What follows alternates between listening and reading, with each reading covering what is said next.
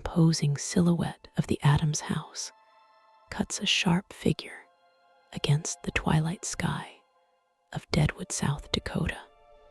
Built in the year 1892, this Queen Anne-style mansion stands as a silent witness to the Gold Rush-era triumphs and tragedies. It is not merely a structure of brick and mortar, but a vessel containing the restless energy of those who once called it home. Locals speak in hushed tones about the windows on the second floor, where shadows seem to dance long after the museum has closed for the night. The air surrounding the property feels heavy, with an unseen weight that presses against the chest of anyone brave enough to linger near the iron gates after sunset. Deadwood was a town forged in lawlessness and gold dust, where fortunes were made and lives were lost in the blink of an eye. The Adams house sat above the fray, looking down upon the chaos like a judgment passed in silence. The architecture itself seems to hold secrets within its rounded towers and stained glass windows.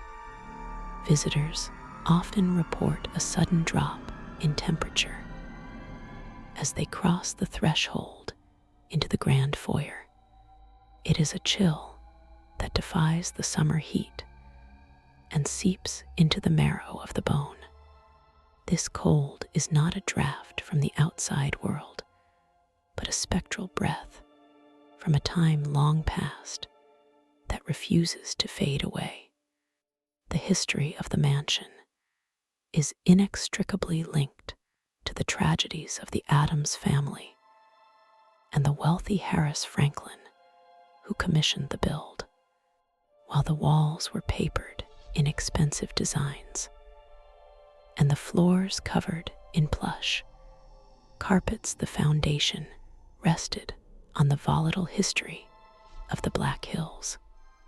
Every creak of the floorboards sounds like a whisper from the grave.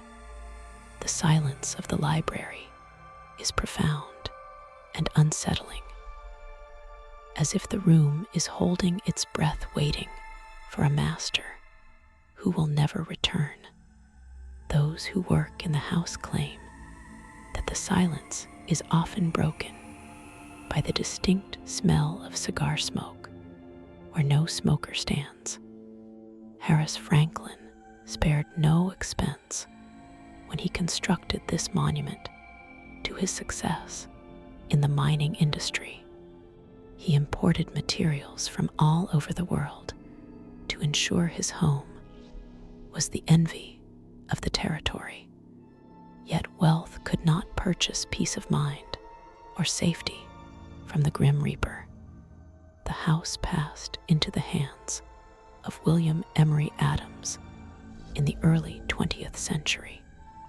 William Emery Adams was a man of great influence and power in Deadwood, but his life was marked by profound sorrow. It is his grief and the grief of his family that many believe fuels the paranormal activity that plagues the mansion to this day. William Emery Adams suffered losses that would break a lesser man, including the death of his beloved wife Alice and his daughters. The house became a mausoleum of memories where the laughter of children was replaced by the heavy silence of mourning. It is said that Alice never truly left the home she loved so dearly. Her presence is most often felt in the bedrooms on the second floor. Housekeepers have reported finding indentations on freshly made beds, as if someone had just risen from a midday rest. The sensation of being watched is constant and unshakable for those who venture upstairs alone. The tragedy deepened with the death of his daughter Mary, who succumbed to illness at a young age. Her passing left a void in the house that no amount of luxury could fill. Mary is believed to be the source of the playful yet eerie phenomena experienced by staff and visitors. Objects on vanity tables are frequently rearranged or knocked over by invisible hands. The sound of a child giggling echoes through the hallways when the house is empty. It is a sound that should bring joy, but instead brings a creeping sense of dread to those who hear it in the dead of night. William Emery Adams eventually remarried a woman named Margaret, who became the new mistress of the manor. Margaret was a strong woman, but she often felt that she was sharing her home with the previous occupants. She would often complain of cold spots in the hallways and the feeling of someone standing directly behind her. The servants were terrified to go into certain rooms after dark, claiming that the shadows moved on their own. Margaret tried to bring life back into the house, but the heavy atmosphere of the past was a constant adversary. The most unsettling events often centered around the grand staircase that dominates the entry hall. It is a masterpiece of woodworking, but it also serves as a conduit for the spirits.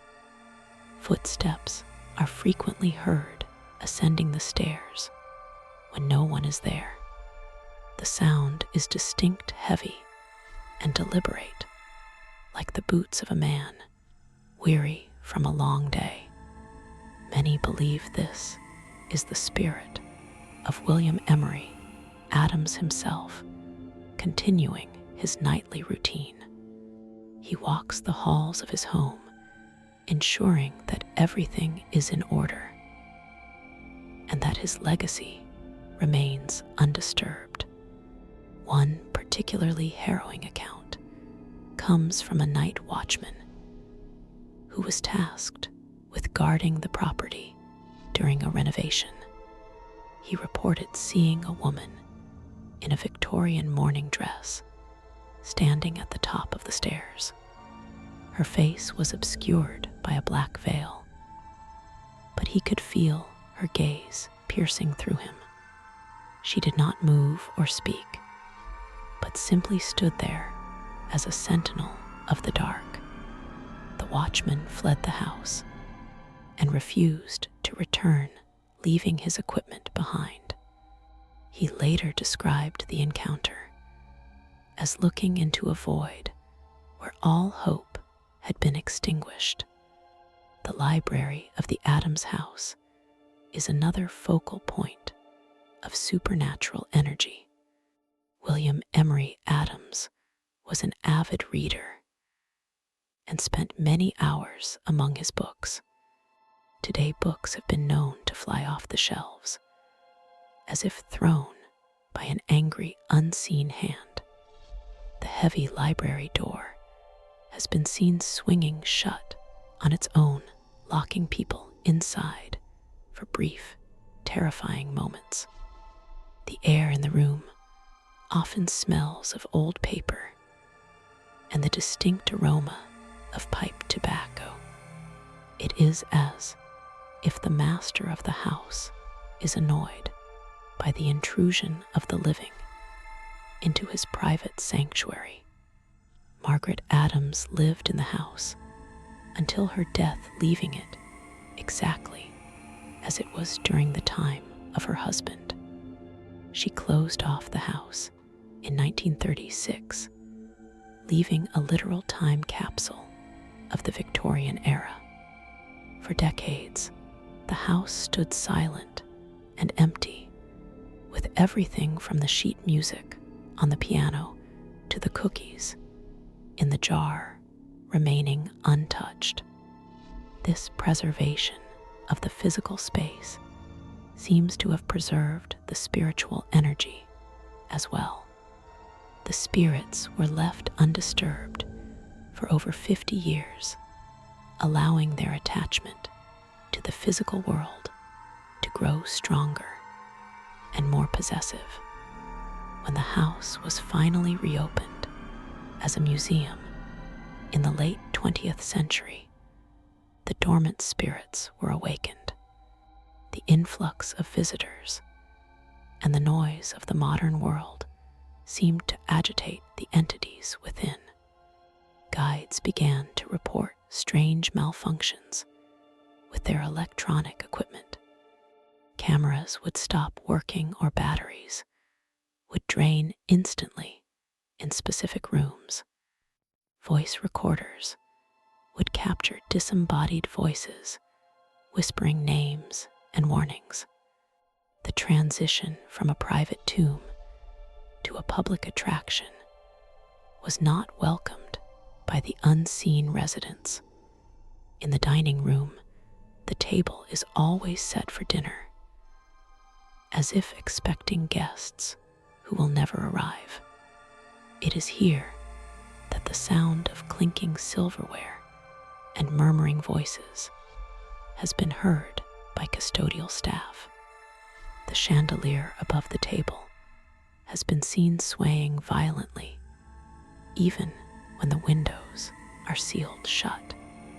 It is a dinner party of the dead playing out in an endless loop of memory. The atmosphere in the dining room is suffocatingly formal, making living guests feel like intruders at a private gathering. The bedroom that once belonged to Mary Adams is perhaps the most heartbroken room in the mansion.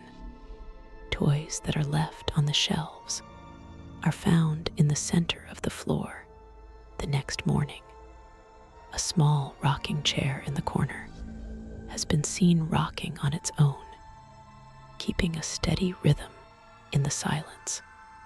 Some visitors have reported feeling a small cold hand slip into theirs, only to look down and see nothing.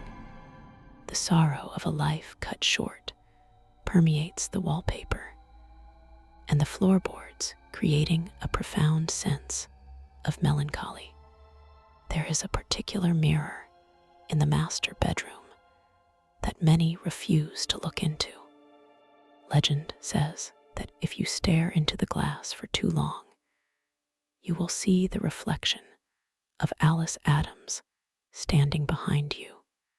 Her face is pale and drawn tight with the pain of her illness. She does not look at her own reflection, but stares directly into the eyes of the viewer. Several tourists have fainted in this room, overwhelmed by a sudden wave of nausea and dizziness. The mirror seems to act as a portal, allowing the dead to gaze back at the living. The basement of the Adams house is a place that even the bravest staff members avoid. It is dark, damp, and filled with the shadows of the earth.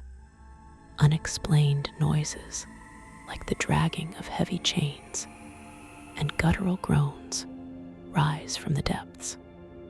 It is rumored that the foundation disrupts an ancient energy of the land itself. The basement feels hostile and predatory, a sharp contrast to the elegant sadness of the upper floors. Flashlights frequently fail in the basement, plunging explorers into absolute darkness. During a paranormal investigation, a medium claimed to make contact with William Emery Adams. She described him as a stern and protective presence who was unhappy with the strangers in his home. She warned that he was becoming increasingly agitated by the lack of respect shown by some visitors. As she spoke, a heavy glass vase on the mantel shattered, spontaneously sending shards flying across the room. The explosion of glass was a clear message that the master of the house was listening, and he was displeased. The gardens surrounding the mansion are not immune to the haunting. Figures have been seen walking the perimeter of the property at dusk. They vanish into thin air when approached, leaving only footprints in the dew that end abruptly. The spirit of a weeping woman has been spotted near the gazebo, her sobs carried on the wind. It is believed to be Margaret mourning the loss of her husband and the lonely years she spent in the massive house. The garden is a place of restless wandering, where the spirits seek the peace they cannot find indoors. One of the most chilling phenomena is the phantom music that drifts through the halls. The piano in the music room has been heard playing distinct melodies in the middle of the night. The tunes are always from the Victorian era, melancholic and slow. Security guards patrolling the grounds have reported hearing the music clearly only to find the piano cover closed and the room empty.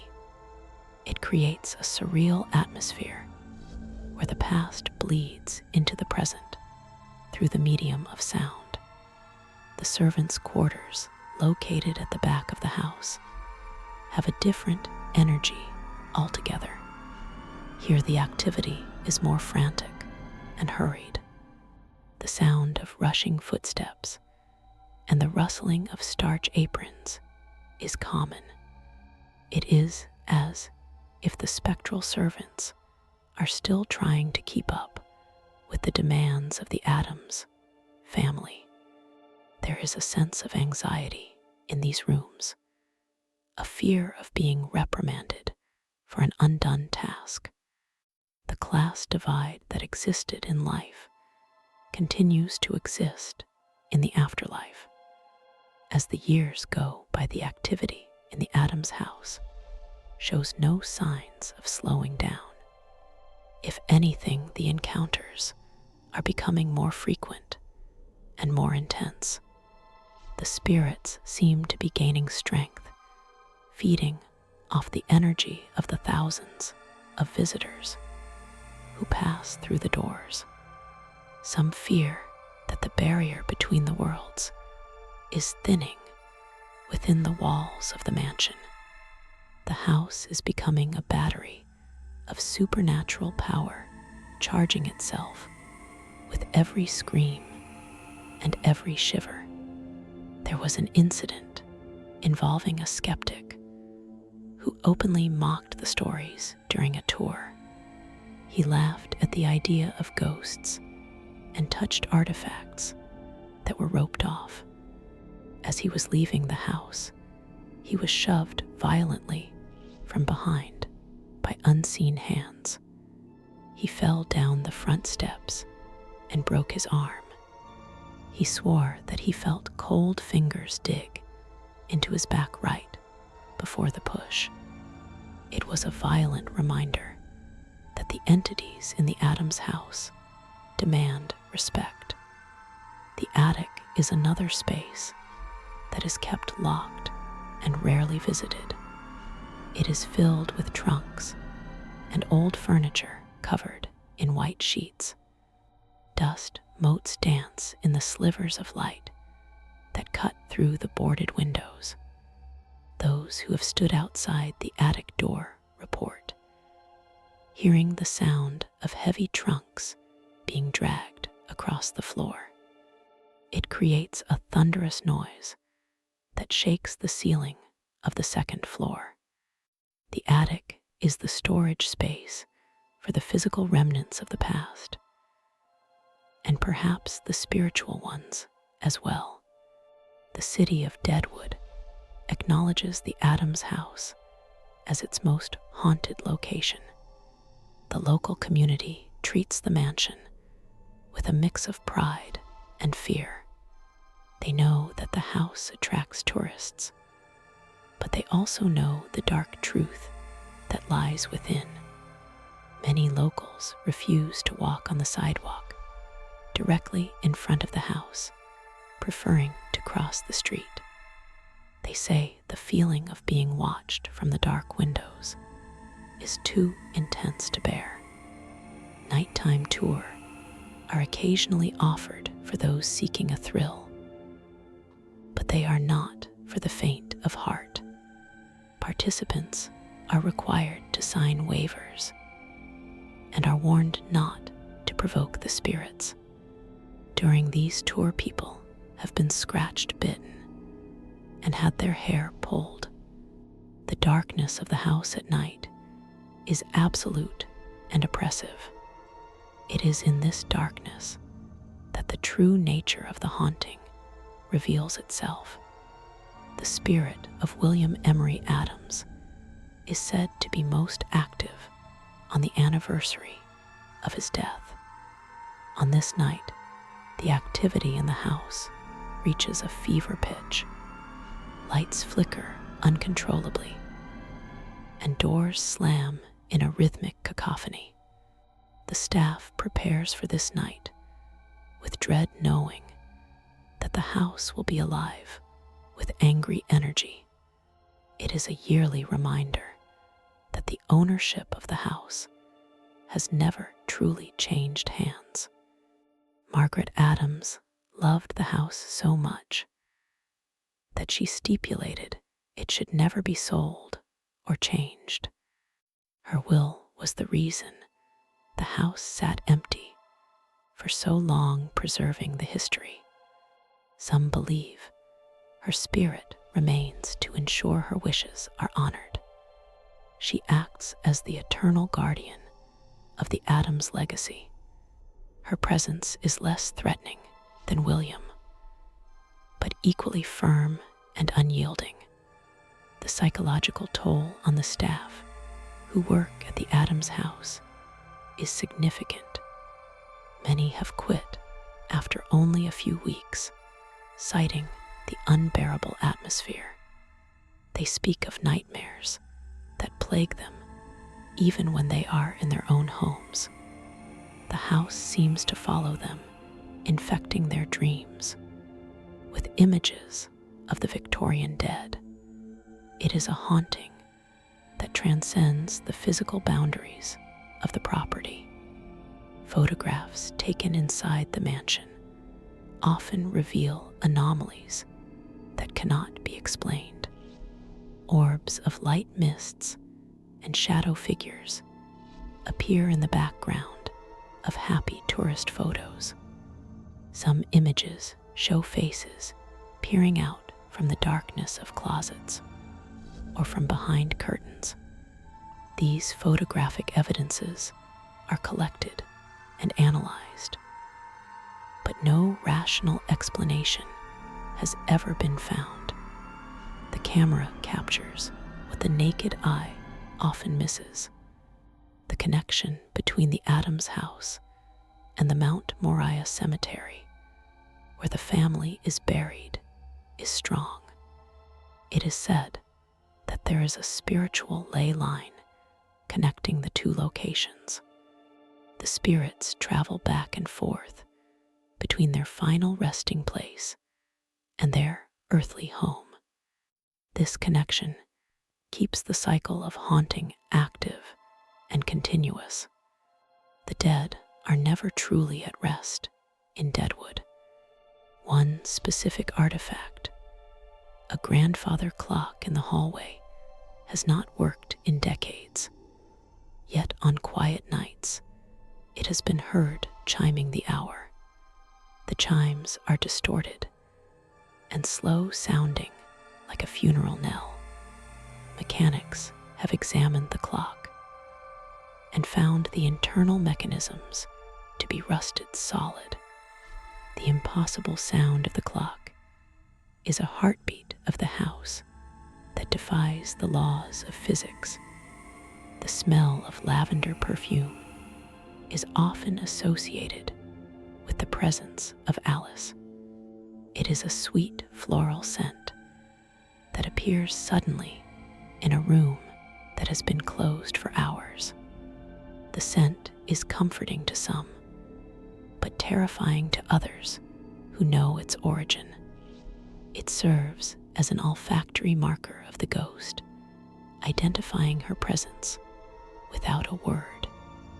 It is a sensory intrusion that makes the haunting feel incredibly intimate. There are rumors of a hidden room within the mansion that does not appear on any blueprints. This space is believed to be a focus of dark energy, where occult practices may have occurred. While no physical door has been found, psychics claim to sense a void in the architecture. They describe a small, suffocating space filled with a dense black fog. This hidden chamber remains one of the great mysteries of the Adams house. As the sun sets over the Black Hills, the Adams house undergoes a transformation. The warm red brick seems to turn a dark blood color in the fading light. The friendly facade of the day melts away to reveal a sinister visage. It is the time when the living should leave and the dead reclaim their territory.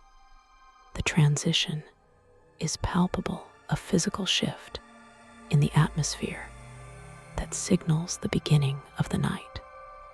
Those who have spent the night in the Adams house say that sleep is impossible. The sounds of the house are too loud and too human. Whispers echo from the corners of the room, carrying conversations that cannot be understood. The feeling of a presence sitting on the edge of the bed is a common occurrence. To sleep in the Adams house is to invite the dead into your dreams. The legacy of the Adams house is one of beauty and terror intertwined. It is a jewel of the Victorian era that shines with a dark luster. The spirits that inhabit it are as much a part of the house as the wood and the stone. They are the eternal tenants who pay their rent in fear and cold spots. The house will stand for another century, and the stories will only grow darker, leaving the Adams house visitors often feel a sense of relief as they step back onto the sidewalk. The heavy weight lifts from their chests, and the air feels lighter. But many find themselves looking back at the second floor window one last time. They almost expect to see a pale face looking back at them, waving a slow goodbye. The image of the house burns into the memory, a permanent scar on the mind. The Adams house serves as a grim reminder that money cannot buy happiness or immortality. The tragedy of the Adams family is preserved forever within these walls. It is a story of loss that is retold every night by the spirits who lived it. The mansion is a beautiful cage where the souls of the past are trapped in an endless cycle. It stands as a warning to the living that some things can never be owned. Ultimately, the true master of the Adams house is not a person, but the house itself. It has absorbed the lives and deaths of everyone who has entered it. It is a living entity that breathes and watches, and waits. The spirits are merely its jagged teeth, and the visitors are its prey. To enter the Adams house is to walk into the mouth of a beast that never sleeps.